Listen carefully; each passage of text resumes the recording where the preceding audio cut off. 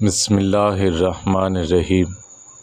حضرت ابو ہریرہ رضی اللہ تعالیٰ عنہ بیان کرتے ہیں، رسول اللہ صلی اللہ علیہ وسلم نے فرمایا، اگر مجھے اپنی امت پر مشقت کا اندیشہ نہ ہوتا تو میں انہیں نماز عشاء تہائی رات یا نصف شب تک مؤخر کرنے کا حکم دیتا۔ حضرت معاذ بن جبل رضی اللہ تعالیٰ عنہ بیان کرتے ہیں، رسول اللہ صلی اللہ علیہ وسلم نے فرمایا، اس نماز یعنی عشاء کو دیر سے پڑھو، کیونکہ اس کی وجہ سے تمہیں دیگر امتوں پر فضیلت دی گئی ہے، تم میں سے پہلے کسی امت نے یہ نماز نہیں پڑھی۔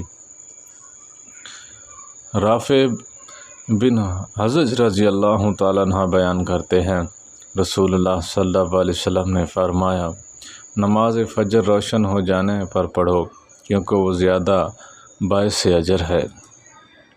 عبداللہ بن عمر رضی اللہ تعالیٰ عنہ بیان کرتے ہیں، ایک رات ہم نماز عشاء کے لیے رسول اللہ صلی اللہ علیہ وسلم کا انتظار کر رہے تھے، پس آپ تہائی رات گزر جانے یا اس کے بعد تشریف لائے۔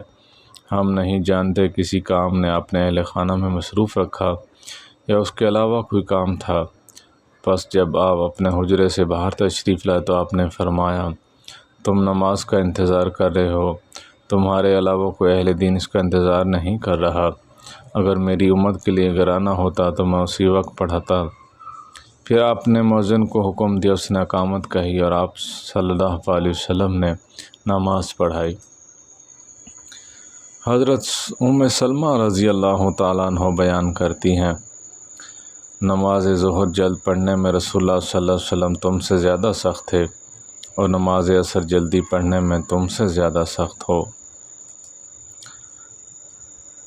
حضرت انس رضی اللہ تعالیٰ عنہ بیان کرتے ہیں، رسول اللہ صلی اللہ علیہ وسلم کا یہ معمول تھا کہ گرمی ہوتی تو آپ نماز ظہر دیر سے پڑھتے، اور جب سردی ہوتی تو جلدی فرماتے تھے۔